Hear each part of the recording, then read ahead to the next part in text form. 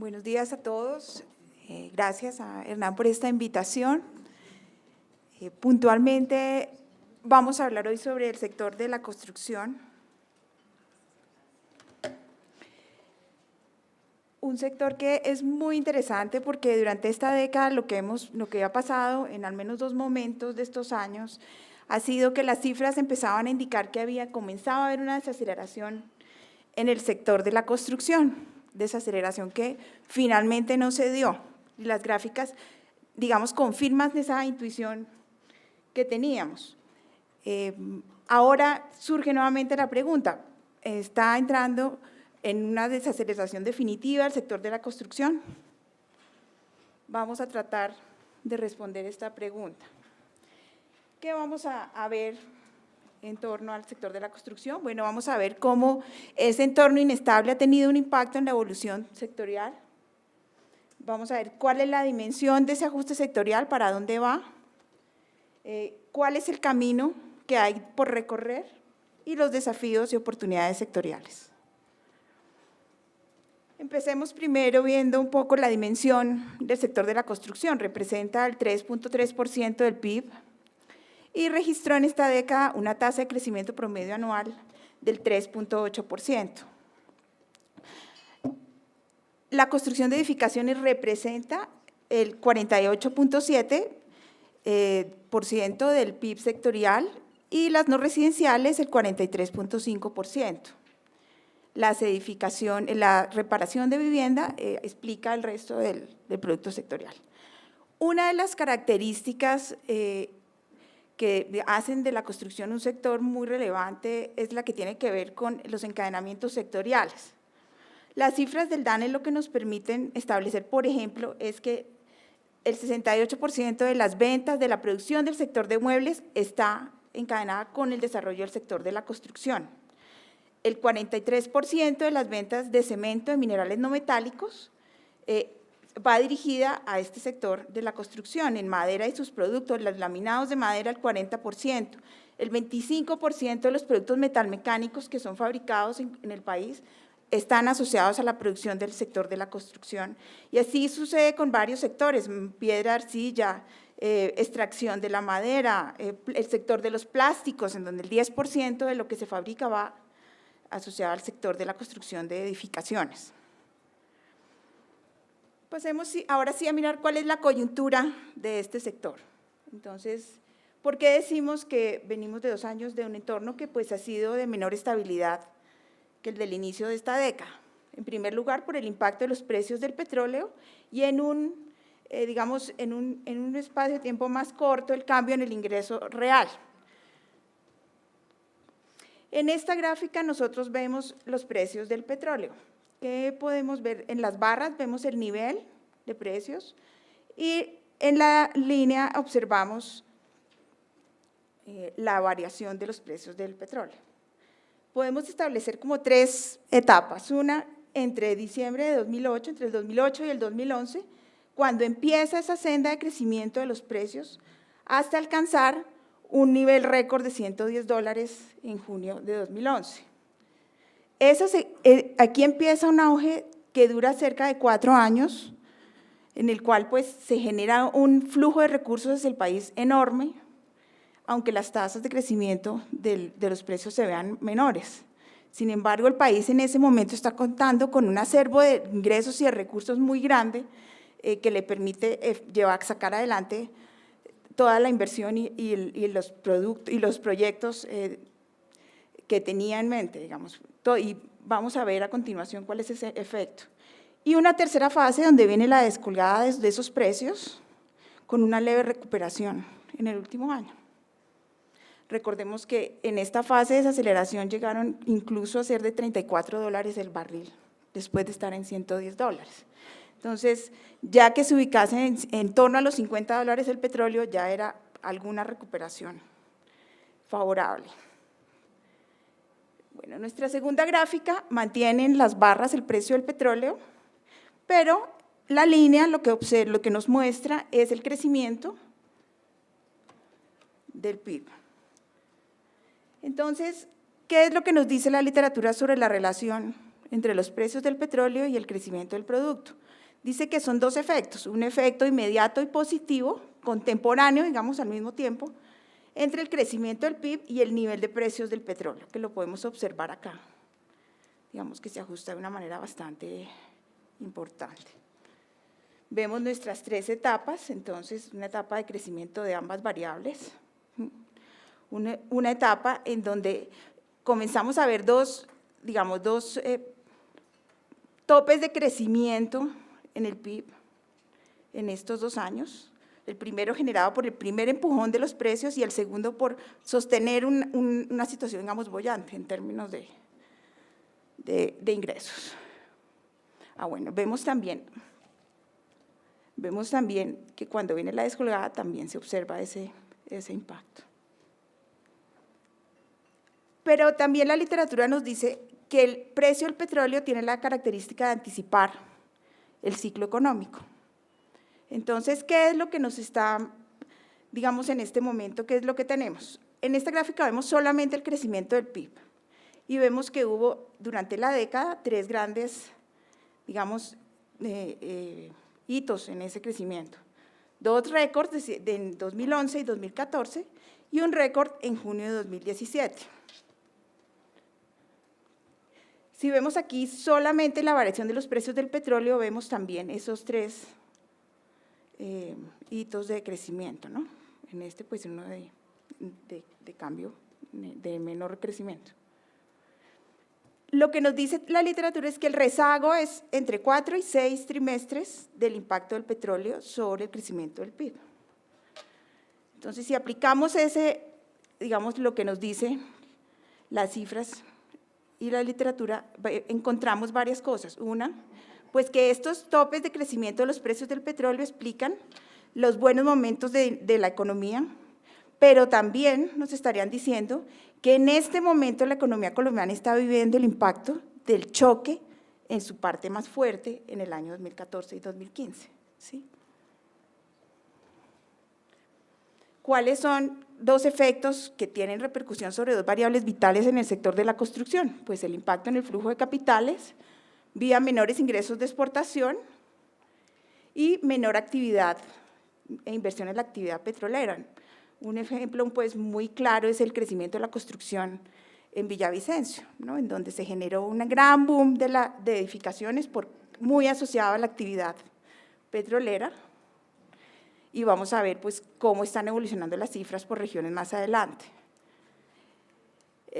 Esa menor inversión extranjera y esos menores ingresos de exportación, pues, hacen que haya un menor flujo de capitales hacia el país y presionan al alza las tasas de interés.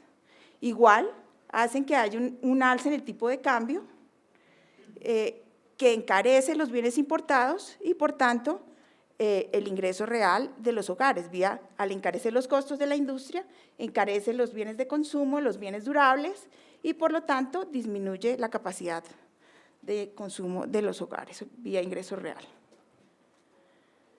¿Cómo han evolucionado esas 2 variables? Pues lo que vemos es que las tasas de interés, pues, desde 2014 empiezan esa carrera ascendente que por cuenta, pues, de la desaceleración de la economía ha empezado a ceder.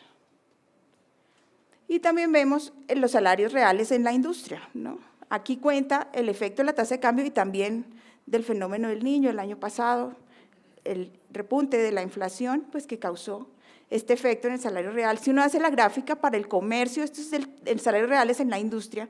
Si uno hace la misma gráfica en el comercio y los servicios, la tendencia es similar. Veamos ahora sí las cifras relacionadas con el ajuste sectorial. Bueno, como vemos, este ha sido el desempeño del sector de la construcción en los últimos años.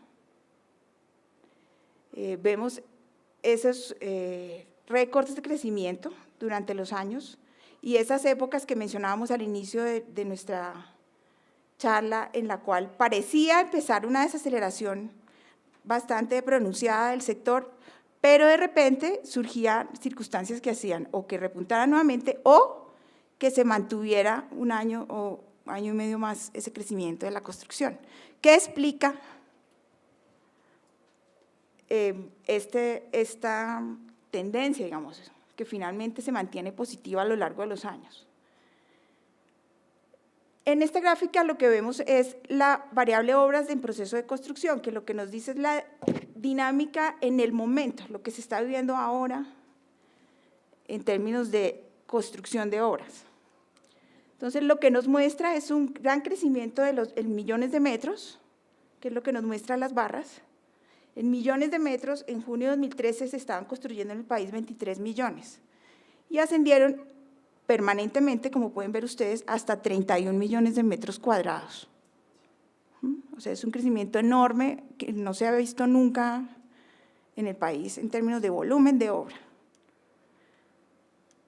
¿Qué nos muestra, sin embargo, las variaciones? Pues que a partir de finales de 2015, el inicio de 2016, ya empieza a moderarse ese crecimiento, ya es cada vez menor, hasta llegar al 1% en diciembre pasado, con un leve repunte en el primer trimestre. Nos preguntábamos por qué se observaba ese ciclo y qué era lo que hacía de repente generar un nuevo repunte de la construcción. Entonces, lo que nos muestran esas obras en proceso es que en la primera parte de la década las principales ciudades del país explicaban el crecimiento de la construcción, ¿no? Mientras las 8 ciudades siguientes, digamos en tamaño de volumen de obra, intermedias y pequeñas, que es la línea azul, crecían pero a niveles mucho menores. Cuando ya empezaba, digamos, a mostrar menos dinámica las ciudades principales, el repunte de las ciudades intermedias y pequeñas permitió mantener la dinámica sectorial. Y en el último año, ¿qué ha pasado? Pues que ya ambas registran un dinamismo menor. Veamos cómo están las regiones. Bueno, esas obras en proceso crecen cada vez menos, pero no en todas las regiones. Hay unas donde el descenso es bastante pronunciado. Se resalta, por ejemplo, el caso de Barranquilla, que había sido la estrella del sector de la construcción en los últimos años. Ya las obras en proceso empezaban a descender. Lo que tenemos en estas barras es, el primero es el promedio entre 2012 y 2015, la café, la azul es el 2016, y la última barra, como rojita, es el 2017, el primer trimestre. Entonces, lo que nosotros vemos en la evolución de las áreas en proceso es que, por ejemplo, Barranquilla tiene menor dinamismo, Manizales, Cúcuta, Neiva y Villavicencio, pero vemos algunas ciudades que sí tienen un buen comportamiento. Por ejemplo, vemos el caso de Medellín, en donde se pasó a diciembre de 2016 de 5,9 millones de metros a 6,3 millones de metros cuadrados, continúa con una favorable dinámica en la construcción. En Cartagena se mantiene, y en Cali, que muestra una evolución positiva en todas las variables, Armenia también. Ya vimos lo que tiene que ver con la actividad actual. Ahora miremos qué nos dicen las licencias de construcción respecto a la actividad que se viene. Entonces, en estos gráficos, en el primero, lo que observamos son las licencias de construcción en el acumulado de enero-mayo, y en el segundo gráfico lo que vemos es el acumulado en 12 meses a mayo, para poder ver el volumen anual de metros cuadrados. Pues como observamos en el año corrido de enero-mayo, ya en 2016 mostraba un descenso importante respecto a 2015, 10 millones a 8 millones de metros licenciados para construir, y en 2017 se reduce a 8 millones. En el acumulado anual, pues vemos realmente que también la diferencia es bastante grande, ¿no? Hay una desaceleración en las licencias de construcción, sobre todo en las que se orientan a la vivienda de interés social. Las 3 últimas barras lo que nos muestran es lo que ha pasado en enero-mayo de estos 3 años. Entonces, vemos que en términos de número de unidades aprobadas para vivienda, pasaron de 92.000 a 71.000 y a 70.000 viviendas. Pero mientras que las viviendas no BIS registran un aumento de 44.000 a 46.000, las viviendas dirigidas a BIS van de 27.000 a 23.279. Vale la pena mencionar que entre los diferentes análisis asociados a la demanda de la construcción, se dice que la demanda de vivienda de interés social es muy elástica a los cambios en el ingreso. Entonces, un deterioro en el salario real de los hogares hace que los hogares pospongan inmediatamente esa decisión de compra de vivienda de interés social. Y pues eso es lo que hemos visto en las gráficas anteriores. Otro de los indicadores que nos permite ver la coyuntura del sector es el empleo en el sector de la construcción. Entonces, lo que vemos es que es un sector donde en este momento hay un ajuste en el empleo en el periodo abril-junio, que es la última información del DANE, cae 5,2%, principalmente por el deterioro del empleo en Bogotá, ¿no? Entonces, vemos que aquí pasa de 252.000 ocupados en 2015 a 219.000. En Medellín hay un leve deterioro, aunque vimos que la actividad todavía es importante. En Cali hay crecimiento, en Bucaramanga hay crecimiento, es principalmente por Bogotá, digamos, que es donde está la menor dinámica.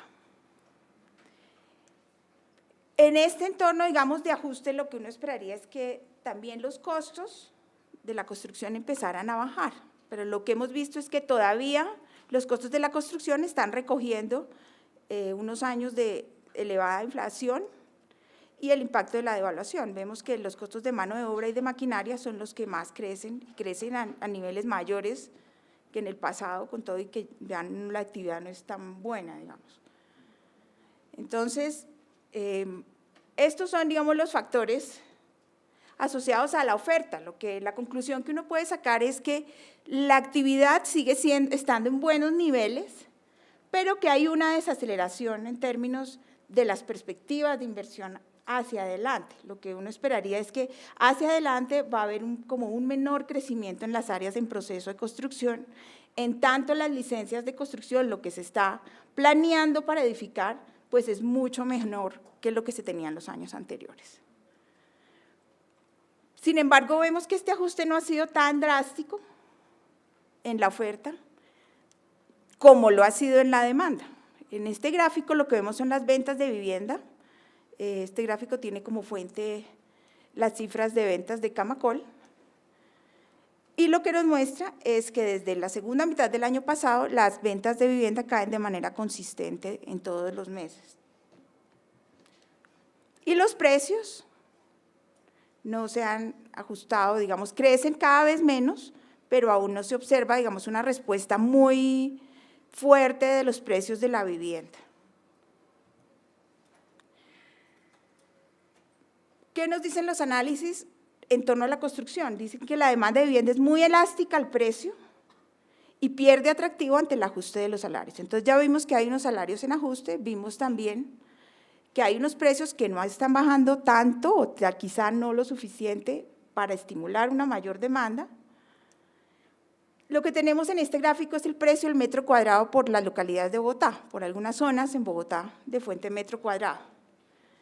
Entonces, lo que encontramos acá es varios diferentes zonas donde hay edificaciones de todos los estratos. Tomemos, por ejemplo, 3 años, 2010, 2013 y 2017. ¿Sí?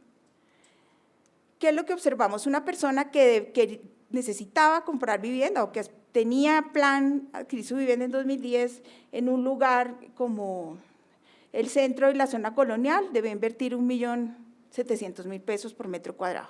En 2017 debía disponer de 4 millones de pesos, ¿sí? En una zona de Bogotá como Timiza y La Alquería, donde pues hay viviendas de estratos 3 y 4, ¿sí? Una persona debía disponer de 1.5 millones por metro cuadrado en 2010, de 1.800.000 en 2013 y de 3.500.000 en 2017. Entonces, en este momento, para quien compró vivienda en el año 2010, pues es una buena inversión, es un factor de acumulación en los hogares. Pero para quien va a tomar una decisión en este momento de invertir en vivienda, eso se convierte en un problema de acceso, digamos. Entonces, los precios deberían, para fomentar una demanda, empezar a bajar en la coyuntura venidera. Y hay un factor que podría favorecer esa reducción en los precios de vivienda. Lo que vemos en esta gráfica son los precios del suelo en Bogotá. Como vemos, tenía una evolución, una tasa de crecimiento permanente desde el año 2000 hasta el año 2014 y que se ha empezado a moderar en los últimos 2 años. Entonces, este es un factor positivo en torno a los costos, a lo que se esperaría de los costos de las construcciones. ¿Cuál es la conclusión? Entonces, lo que percibimos es que la demanda está yendo como a un ritmo de desaceleración mucho mayor que la oferta, que estaba esperando como que hubiera ese repunte nuevamente, pero lo que vemos es que ya las regiones pues ya está un poco agotada, digamos, esa capacidad y el mercado debería empezar a ajustarse. ¿Cuáles son las perspectivas? Bueno, una variable interesante sin duda y es que el empleo continúa creciendo, que ha sido resaltada también, y en la medida en que pues, hay mayor empleo, hay mayor capacidad de ahorro y ese consumo se mejora. Otro aspecto importante, y es que hay un camino importante por recorrer. El déficit de vivienda en Colombia se estima en el 36%, asociado a 3,9 millones de viviendas por construir, demanda por satisfacer. En este gráfico lo que tenemos son los indicadores del plan de desarrollo asociados a los avances en la solución del déficit cuantitativo de vivienda. La línea de base que era 2014 mostraba que en promedio anualmente se construían 278.000 viviendas en el país. Y en los años siguientes se pusieron metas entre los 268.000, 222.000. Lo que nos muestra la línea café es pues, que esa meta se ha trabajado en irla cumpliendo, aunque no se ha logrado con toda la energía que se quisiera. Y en el año 2017, la meta era de construir 238.000 viviendas, llevamos 70.000 viviendas a mayo. Entonces, se pensaría que pues, el año no cerraría en más de 160.000 viviendas la meta. Este mismo ejercicio, teniendo en cuenta los programas de vivienda gratuita y de vivienda de interés social, ¿no? Entonces, la meta del cuatrienio era 130.000 viviendas, hay 102.000 viviendas construidas, quedaría un saldo, digamos, por ejecutar de 27.000 viviendas a construir en lo que resta de este plan de gobierno. Y en términos de BIS, el saldo por construir respecto a la meta serían 156.000 viviendas. Entonces, aquí estarían las oportunidades si hay una recuperación en la demanda y si ese crecimiento del empleo empieza a materializarse en un ahorro y en expectativas de inversión de los hogares. Finalmente, bueno, si tenemos en cuenta la importancia de los precios del petróleo en nuestra economía, lo que nos dice la evolución es que esa pequeña recuperación de los precios que hubo en el último año debería tornarse en una mejora en la situación, en el crecimiento del PIB a finales de este año y en el primer semestre del 2018. ¿Cuáles son los desafíos y oportunidades sectoriales? Bueno, hay variables positivas que ayudan en los meses venideros, pero hay que ver cuál es la magnitud de la recuperación y cuál es el real impacto que sobre el ingreso de los hogares están teniendo todos estos fenómenos que han sido comentados en el día de hoy. El segundo, pues viene un proceso de elecciones que es un desafío en tanto los programas de vivienda mantengan su relevancia o la incrementen dentro de los próximos planes de desarrollo, dado que el déficit pues ciertamente no va a ser cubierto, va muy lento y además falta que sea cubierto. El proceso de paz pues es una oportunidad, en tanto pues el desarrollo de las infraestructuras en el campo pues son mínimas, allí están las oportunidades para el sector de la construcción, de edificaciones y también las actividades relacionadas. Un desafío, el ajuste fiscal, la presión que puede ejercer sobre las tasas de interés hacia el futuro. En tercer lugar, los precios deberán recuperar sus niveles para facilitar el consumo y la recuperación sectorial. Y la recuperación de la demanda de los hogares, de su magnitud dependerá ese crecimiento sectorial. Bueno, eso es todo. Quisiera, si tienen alguna pregunta.